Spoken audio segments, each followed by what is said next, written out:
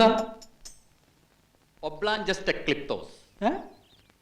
ഒബ്ലാഞ്ചസ് ടെക്ലിപ്റ്റോസ്.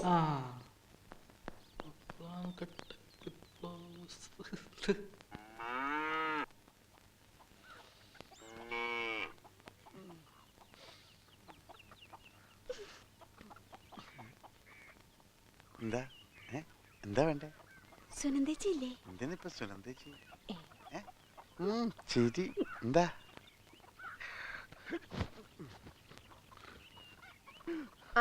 ഇനി മതി, അകത്തേക്ക് കയറിപ്പോ. നീ അല്ലേ സുനന്ദ പറഞ്ഞു 1 മണിക്കൂർ വ്യായാമം ചെയ്യണമെന്ന്? പറഞ്ഞനുസരിച്ചാ മതി. അകത്തേക്ക് കയറിപ്പോണ്ട് മനുഷ്യ. ഇതാ നന്നായി. ആരെ കണ്ടാലും ആ സുരേഷിനെ പോലെ പല്ലിച്ചങ്ങ് നിന്നോളൂ. എന്താടി? മോരുണ്ടെങ്കി നാഴി മോര്. ഇവിടെ മോരൊന്നും ഇല്ല. പറഞ്ഞത് മനസ്സിലായില്ലേ? ഇവിടെ ഇല്ല. എന്താടി മോര്? ഇത്തിരി മോര് കൊടുക്കാറുന്നില്ലേ അടുത്തേ? എന്താ? ഏയ് ഒന്നുമില്ല. ആ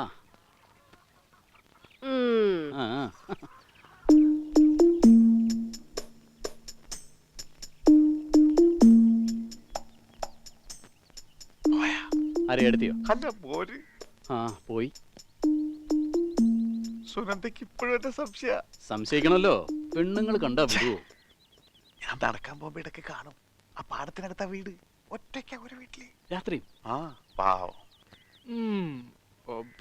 ടെക്ലിപ്റ്റോസ്.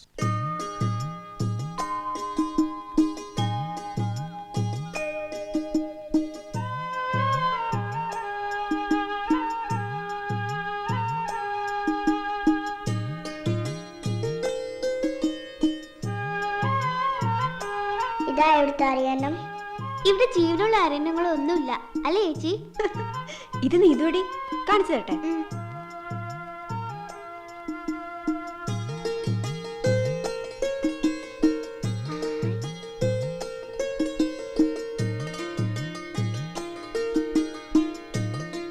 ഇതെന്താ കുളത്തിലെ കളി? പോ പോ പോ പോ. എനിക്ക് നീന്തേണ്ട നേരായി.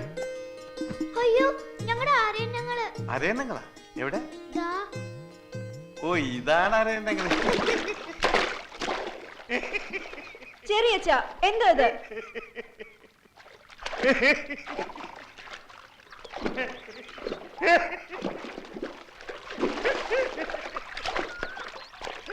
പാവം ശൈത്താൻ.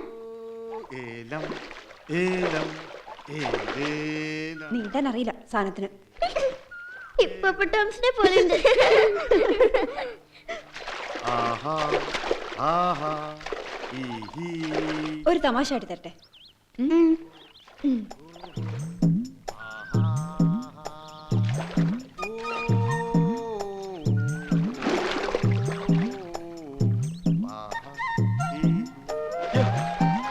എന്താടി ഞാൻ പഠിപ്പിക്കാൻ നീന്താൻ. നിന്റെ ചെറിയമ്മ അരച്ചിട്ട് പറ്റിയിട്ടില്ല. പിന്നെയാണ് നീ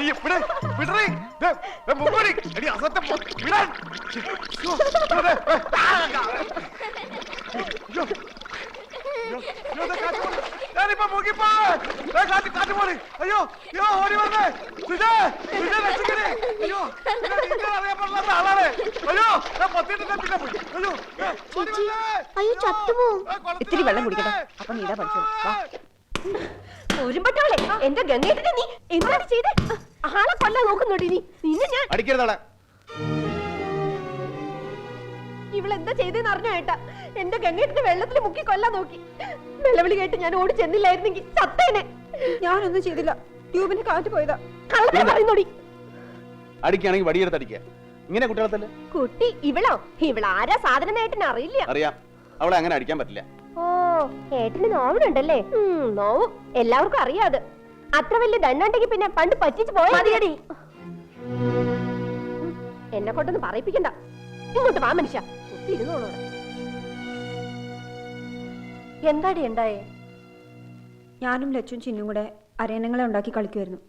അപ്പോ അരയന്നങ്ങൾ. എന്നിട്ട് എവിടെ ലച്ചും ചിന്നു? അവരെവിടെ? അവരിവിടെ ഉണ്ടായിരുന്നു. ഇന്ന് രണ്ടിനും ഞാൻ ലച്ചു എങ്ങടാ പോയേ? ലച്ചു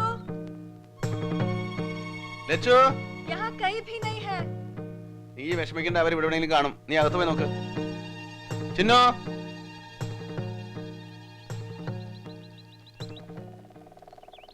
ചിന്നു,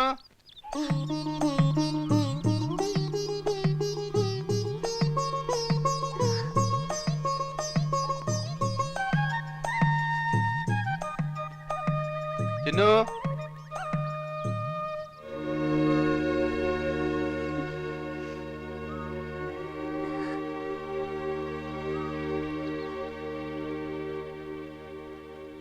വന്നോന്നറിഞ്ഞു. രാവിലെ വീട്ടിൽ വന്നു, കണ്ടില്ല. ദൂരെ എന്തെങ്കിലും ഒരു നോക്ക് കണ്ടിട്ടേ പോകുന്ന വെച്ച് ഞാൻ വന്ന കാര്യം സുനന്ദേച്ചി പറഞ്ഞില്ലേ? ഞാൻ ചിന്നുനെ ആ പേര് മറന്നില്ലല്ലോ, എന്നെ മറന്നില്ലല്ലോ. ചിന്നു, ആ വിളി കേൾക്കാൻ എത്ര നാളെ ഞാൻ ചെവിയോർത്തിരിക്കണം എന്നറിയോ? രാഗിണി, ചിന്നു എൻ്റെ മോളുടെ പേരാ. 2 കുട്ടികളാ എനിക്ക്. മൂത്തത് ലച്ചു, രണ്ടാമത്തവള് ചിന്നു. നിന്റെ ഓർമ്മയ്ക്ക്. കളിപ്പേരോർത്തു, എന്നെ മറന്നു. പോയപ്പോ കാത്തിരിക്കണമെന്ന് പറഞ്ഞിട്ട് എന്നെ മറന്നു പോയല്ലേ.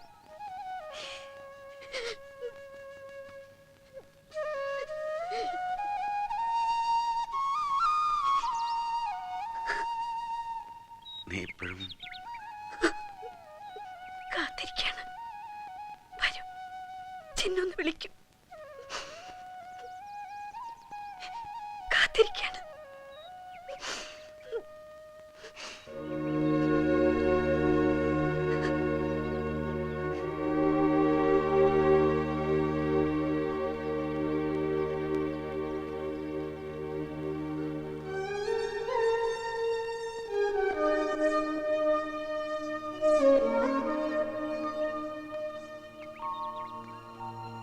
മക്കള് दोनों उधर है।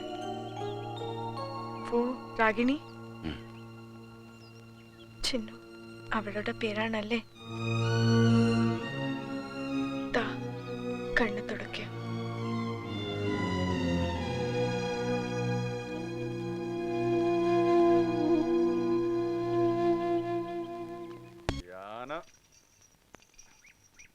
മേടിക്കുന്നേ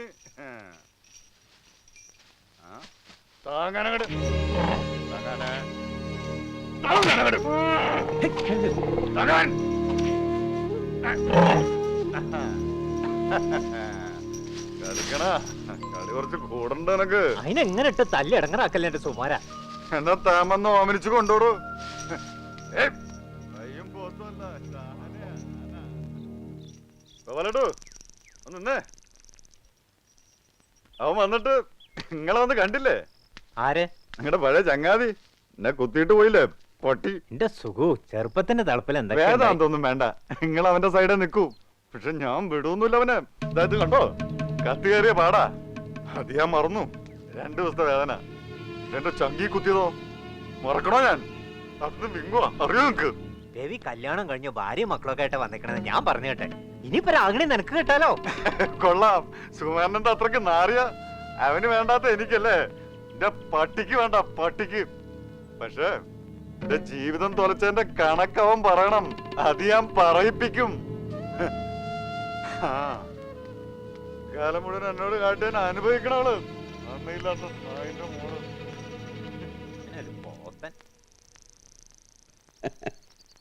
ഗോപാലേട്ടൻ എന്നെ മനസ്സിലായോ?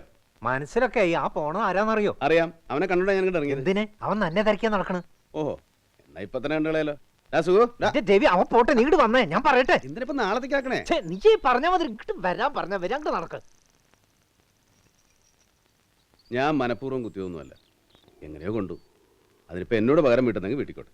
അതൊന്നും അല്ലടാ അവന്റെ വേദന. അവൻ ആശിച്ച പെണ്ണല്ലടാ അവന്റെ മുറപ്പെണ്ണ്.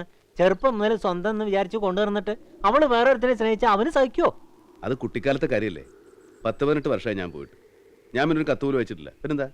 നീ മറന്നുപോയി. പക്ഷെ അവള് നിന്നെ മാത്രം ആലോചിച്ചിട്ടാ ജീവിക്കണേ. അതറിയോ നിനക്ക്? അവള് കരഞ്ഞു പറഞ്ഞതിന്റെ പേരില് പോലീസ് പോലും നിന്റെ പേര് പറഞ്ഞില്ല അവൻ, അറിയോ? അതിനുശേഷം 3-4 കൊല്ലം കഴിഞ്ഞ് വെളിച്ചപ്പാടും സുഹുവിന്റെ അച്ഛനും കൂടി അവരുടെ കല്യാണം നിശ്ചയിച്ച് നടത്താൻ പോയതാ. അപ്പൊ അവള് പറഞ്ഞു തൂങ്ങിച്ചാവുന്നു.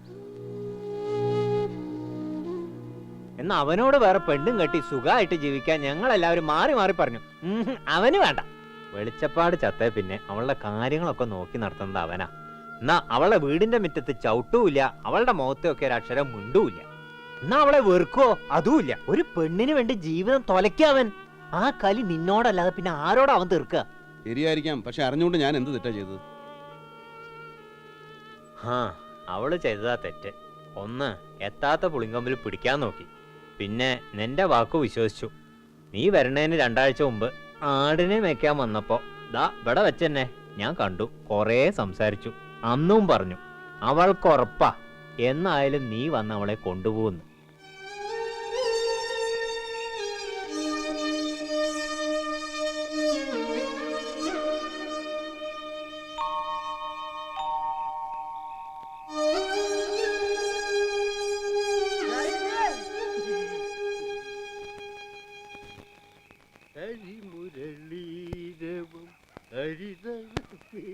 ഒരു ബീഡി എത്തിക്കാൻ ഇത്തിരി തീ തരൂടി രാഗിണിയായി. തീപ്പെട്ടി മതിയോ? സുകുമാര, ഞാനത് പിന്നെ നീ ഏതാണ്ട് കൂപ്പില് പഠിക്കുമെന്നോ വന്നു. വീഡിയോ എത്തിക്ക്. ബീഡി തീർന്നല്ലോ സുകുമാര. ബീഡി ഉണ്ടോ ഒരെണ്ണം തരാൻ? സുകുമാര, ദേവസിക്കുട്ടി, മേലാലി വീടിന്റെ ഉമ്മറത്ത് വന്ന് വിളവെടുത്താണ്ടോ ആനക്കത്തിന്റെ പണ്ടത്തി കയറി ഞാൻ. ഇല്ല, ഒരിക്കലും ഇല്ല. എന്റെ അപ്പനാണ് സത്യം. പഴി ഹരി മുരളി.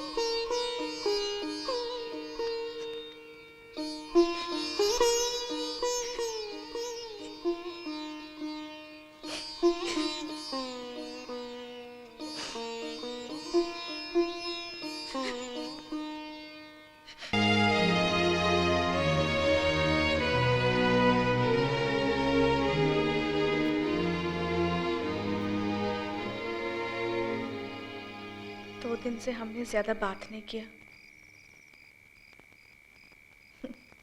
എല്ലാം എന്നോട് പറയാനിട്ടുണ്ട്. ലേക്കിൻ ഹമാരി ചിന്നുക്ക നാം അവളുടെ ചെല്ല പേരാണെന്ന് എന്താ എന്നോട് പറയാതിരുന്നത്? ഭർത്താവ് ചെറുപ്പത്തിൽ വേറൊരു പെണ്ണിനെ സ്നേഹിച്ചിരുന്നു എന്നറിഞ്ഞാൽ ഭാര്യയ്ക്ക് ദുഃഖിക്കേണ്ട ആവശ്യമില്ല. പക്ഷെ ഇപ്പോഴും സ്നേഹിക്കുന്നു എന്നറിയുമ്പോൾ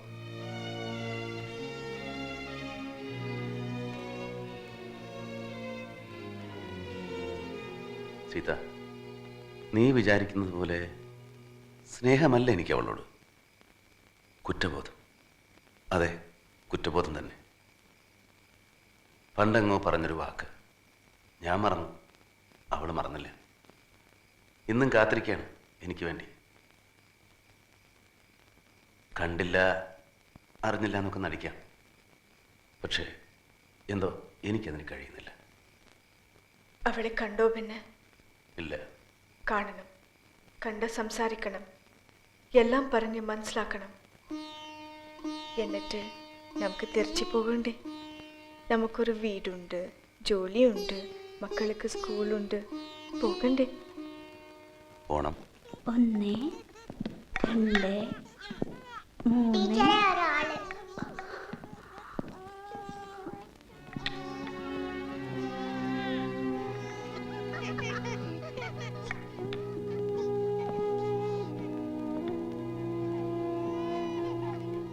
ഇവിടെ ജോലിയുണ്ടെന്ന് ഞാൻ അറിഞ്ഞിരുന്നില്ല. അതും കളയിക്കാനാണോ ഇങ്ങോട്ട് വന്നത്? അല്ലെങ്കിൽ തന്നെ വേണ്ടോളം ചീത്തപ്പേരുണ്ട്. ഞാൻ വീട്ടിൽ പോയിരുന്നു. എനിക്ക് ചില കാര്യങ്ങൾ സംസാരിക്കാനുണ്ട്. ഇതൊരു അംഗൻവാടിയാണ്, ഇവിടെ കുട്ടികളെ അറിയാം. ഞാൻ കാത്തു നിൽക്കാം.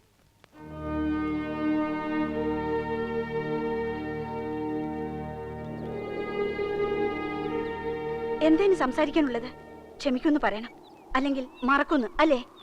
ക്ഷമിച്ചു, എല്ലാം മറന്നു പോരെ? ഒരു പെണ്ണ് ഇത്രയും കാലം കാത്തിരിക്കുമെന്ന് സത്യമായിട്ട് ഞാൻ വിചാരിച്ചില്ല. അതെന്റെ ബുദ്ധിയില്ലായ്മ. ഇല്ലാത്ത ഒരാൾക്ക് വേണ്ടി കാത്തിരുന്നു, മണ്ടി. എനിക്കൊരു വിഷമമില്ല. ഇപ്പൊ ദേഷ്യം എനിക്ക് എന്നോട് തന്നെ. നാട്ടിലേക്ക് വരണമെന്നും കത്തെഴുതണമെന്നും ഒക്കെ ആലോചിച്ചിരുന്നതാ. അതിനിടയ്ക്ക് എനിക്കതൊന്നും കേൾക്കണ്ട. നിങ്ങൾക്കെല്ലാം ഉണ്ടായല്ലോ, ഭാര്യ, കുട്ടികള്, എല്ലാം. സന്തോഷമുള്ളൂ എനിക്ക്. ഇനിയും ജീവിതം പാഴാക്കണോ? ഇനി എന്ത് പാഴാകാൻ? പാഴായല്ലോ. സുകുമാരൻ കൊള്ളാം, കണ്ടുപിടിച്ച വഴി കൊള്ളാം. എന്തെളുപ്പാ. സുകുമാരനെ കുറിച്ച് നിങ്ങൾ എന്താ വിചാരിച്ചേ? അയാളിപ്പോഴും കല്യാണമൊന്നും കഴിക്കാതെ. അതുകൊണ്ട് ഉടനെ സുകുമാരനെ കെട്ടണം അല്ലേ? നിങ്ങൾക്കൊക്കെ അത് പറ്റും. ഒരു സ്ലേറ്റിൽ എഴുതിയതുപോലെ എന്തും വായിക്കാം, പുതിയത് എഴുതാം. ഞങ്ങൾ ബുദ്ധിയില്ലാത്തവര് അത് പഠിച്ചില്ല. അങ്ങനെയൊക്കെ തന്നെയാണ് ജീവിതം. ചിലതൊക്കെ മായ്ക്കണം, മറക്കണം. നമ്മൾ ആഗ്രഹിക്കുന്ന പോലെ തന്നെ നടക്കണമെന്ന് വാശി പിടിച്ചാൽ നടക്കുമോ? അവനിപ്പോഴും ഇഷ്ടമാണെന്നാണ് ഞാൻ കേട്ടത്. ഞാൻ എപ്പോഴും വേദനിപ്പിച്ചിട്ടേ ഉള്ളൂ, അപമാനിച്ചിട്ടേ ഉള്ളൂ. എന്നിട്ടും എന്നെ നോക്കി സംരക്ഷിച്ചു. ആ പേര് പറയാൻ പോലും എനിക്ക് അർഹതയില്ല. സുഖുവിനോട് ഞാനൊന്ന് സംസാരിച്ചു നോക്കട്ടെ? വേണ്ട, എനിക്ക് ആരുടെയും വക്കാലത്ത് വേണ്ട.